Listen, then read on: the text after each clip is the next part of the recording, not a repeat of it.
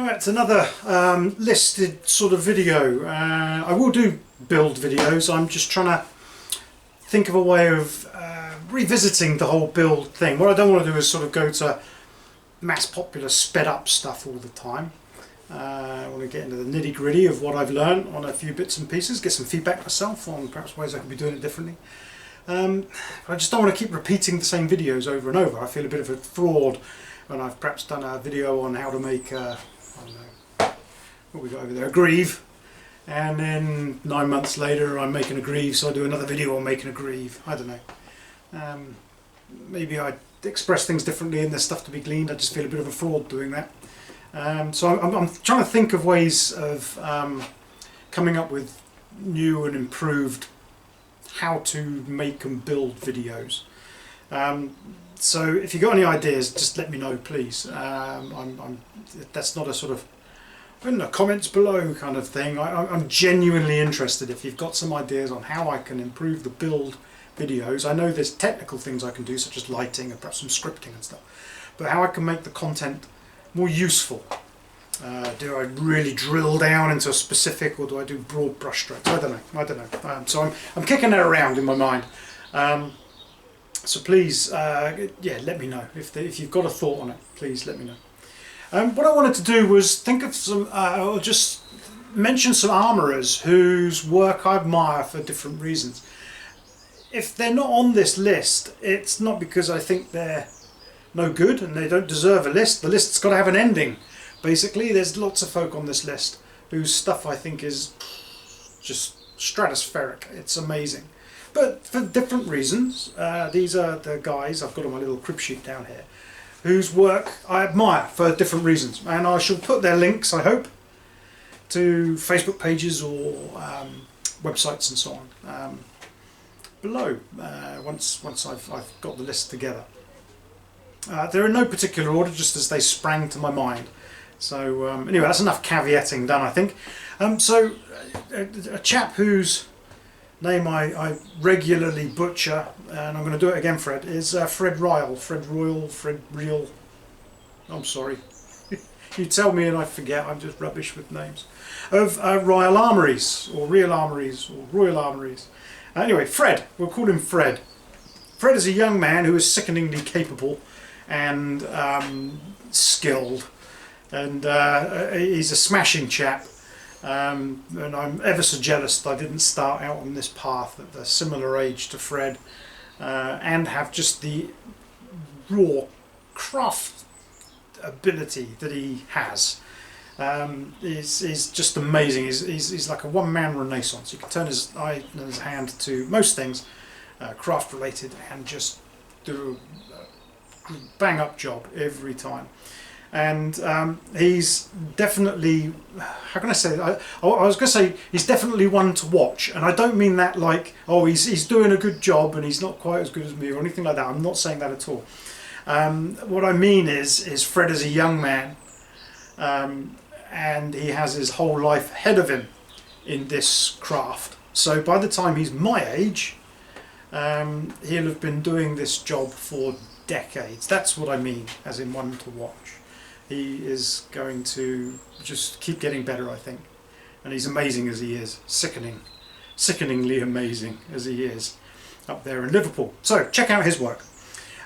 Somebody who is universally kind of said to be the best armourer in the world at the moment, and I'm certainly not going to try and decry that. I think, just personally, I think when people say they're the best in the world, it's different. People are better at other things than others, and some bits they're not so good and so on. But he's certainly an incredible armourer and deserving of the moniker best armourer in the world, if that makes sense after what I've just said, is Rob MacPherson. And he's recently leapt full-bloodedly into the internet.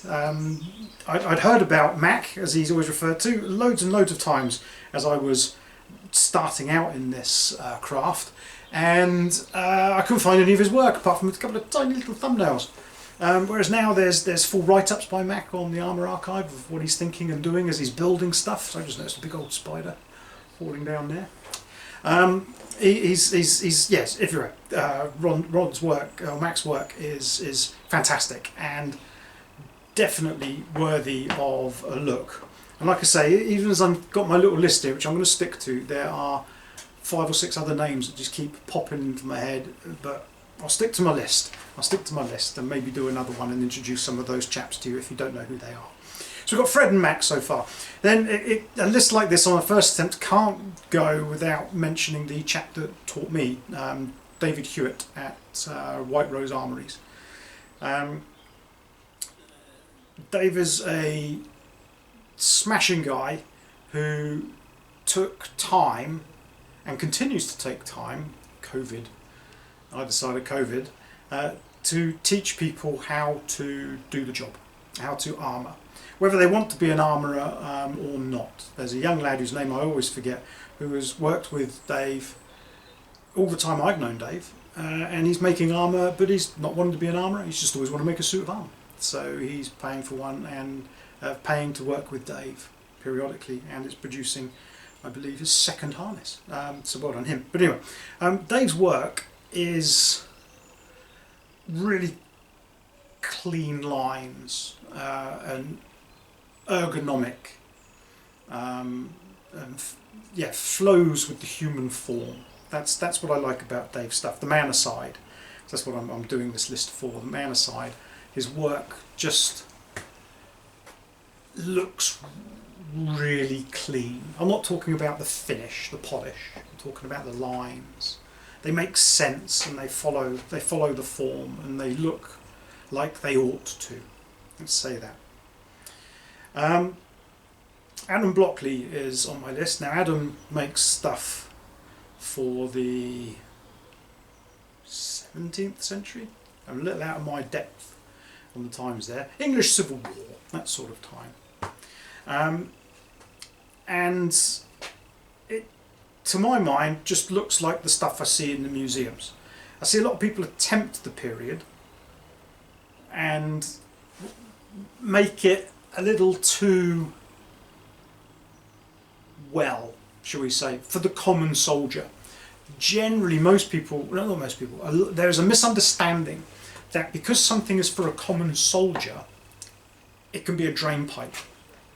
It can't be a drain pipe. You can't equip the mainstay of a post-medieval army in drain pipe, cruddy fitting armour, because they won't be able to move and they won't be able to function. The finish can be cruddy, or the finish can be different than the highly polished decorative stuff of their officers and lords and so on, but the form fit still has to adhere to certain rules.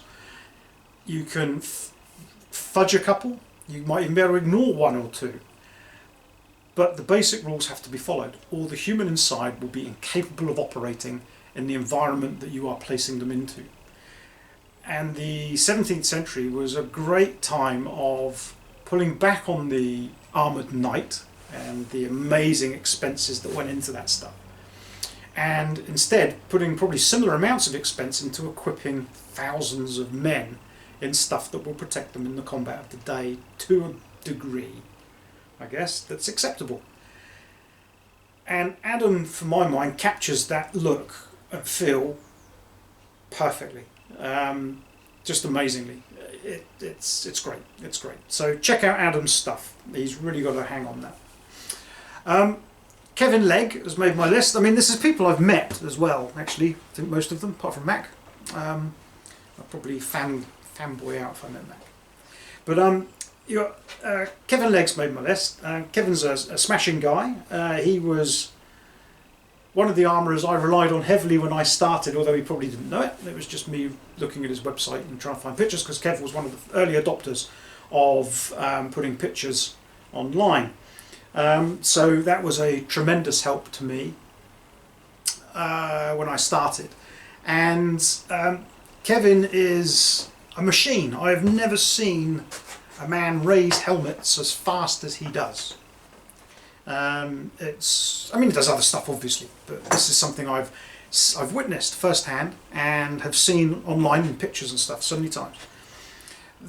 And having seen how he works, I understand how he does it, and I'm trying to alter the way that I work with raising to reflect Kevin's work, because it's just Kevin's technique, because it's just amazing. It's amazing, and Kev is a machine when he gets going. You know, I've seen a few comments online. Sometimes people talking to him say, "You need to take some time off, Kev, because you'll do yourself a mischief," which you can do, but when he gets the bit between his teeth, he goes hell for leather and produces really nice stuff at the end of it. So yeah, Kev for his raising, definitely, and thanks for the support he gave me that he didn't know when I first started. The last proper mention I've got on this list, like I say, there's a whole raft of people down the other side who maybe I'll do another one. I don't know. If I don't know if these sorts of things are interesting, we'll find out, I guess. Is Albert Collins, who has recently done a masterpiece armour. And Albert, apart from just being completely invested into the life of the armourer, the armourer's craft, yeah, fantastically invested in that, captures the shape. It's kind of like the total package. Captures the shapes wonderfully, perfectly, I would suggest. But the finish as well is something that he strives all the time to get closer to the original armours, rather than a glistening mirrored piece every time. It's got its foibles, it's got its dents and its hammer strikes and little inclusions in the material and stuff like this. Not to lessen the work at all, it's to heighten it. It looks amazing as a result. So I would suggest checking out Albert's work via Armories, I think it's called. I'm guessing it's Armour Street, now I think of it. But Albert's work, yeah, check him out as well. A couple of honourable mentions. I've never seen him, but I've seen some work finally come to light. Is English armourer Billy Radford, that people talk about with high praise. And I couldn't understand, well, how do you go above some of the people I've mentioned on this list? And then I've seen recently a great helm of Billy's, Radford's, in pictures, and a couple other bits in pictures, and you go, oh, I see. But it's taken me a dozen years to learn how to look at armour and evaluate it and spot those differences, some of them. So yeah, Billy Radford gets an honourable mention without a doubt. If you can find some of his work, good luck. He's very secretive with his stuff. And another honourable mention, actually, I've never met him, and I shall annihilate his surname, so it's not just Fred, it's nothing personal, is Eric Dube? Don't know. Sorry, Eric, if you get to see this. You were immeasurably helpful to me, so just a personal thank you from me to you when I started. When equipped with, wherever he's gone, vanished, there we go. When equipped with this hammer and a thing that's over there that I won't get, and a dish and stump, and just the will to try, before I'd met anyone, seen anything, done anything, the only person I could find putting videos on the internet showing his work with the Pink Panther music was Eric.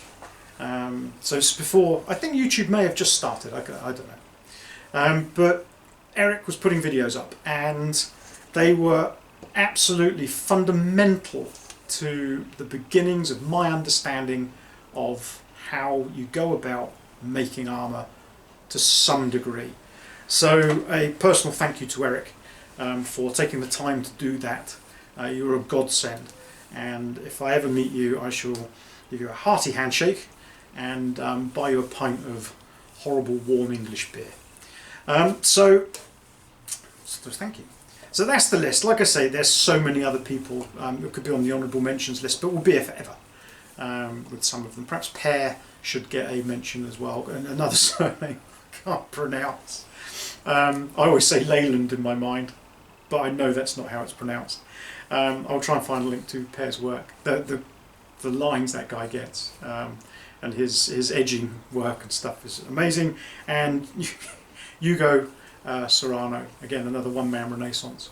But although he does armour, more of a artisan, I think. Would that be fair to say, Hugo? I don't know.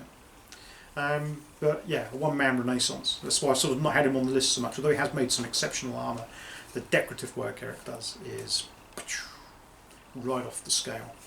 But I know he's fanboying at the moment over his Kurgan helmet, so I think I can get away with not saying too much about him. So there you go. I will put links to all of those guys, the great and the good, and people whose work I think is incredible. And there are others who are not on that list because I think they're lesser, but because the list has got to end at some point. Otherwise we'll be here for an hour, which is not the point of this list. So there you go. Armourers whose work, for one reason or t'other, that I think are worth watching, worth looking at, and worthy of your study and enjoyment. So there you go. Hope that was useful. And like I say, let me know about armouring videos. What you want. Not I want to see a video on this thing. That's fine. You know, we can keep doing that. But how can I make them more interesting and more involved for you? Do we want greater depth and detail and multiple parts? Do we want one overview thing? You know, I don't know. I'm at a bit of a loss, if I'm honest. But I want to continue with the channel and I want to make it better. So please, if you've got some thoughts on it, let me know. The technical things I'm doing, as I've mentioned in the past, is I'm improving my lighting, or trying to improve my lighting. I've got a small fund where I'm saving for a couple of LED lights so I can really get some brightness into the work when I'm working, rather than just using the dingy old fluorescents that I've got, and a couple of car spotlight things, task lights that I've got there. And if you want to support that, any monies that I get on it, other than the bit I've got to give to the taxman, will go directly towards buying those lights. So again, if I can push my coffee page to the front of your mind for a moment, if you'd like to support beyond watching the videos, which is great because they make some money and that goes in the kitty. If you'd like to support beyond that, then by all means please take a look at the coffee page, and I will be putting up a thing about what I'm saving towards this time. Last time I saved towards, with your help, a better processor for a new PC to edit the videos on, and that's been a godsend because it's meant the videos don't take about 5, 6, 7 hours sometimes to do whatever magic it's doing. It can be done in about 20-30 minutes. So that's really good because it means I can spend more time on the editing, which is what I want to do when I figure out what it is I'm going to do. So there you go. Thanks for listening. Well done for making it through, and let's hope for a better 2021 than 2020, and we can all settle down and have a right old laugh at the end of the year, one way or another. Thank you for listening.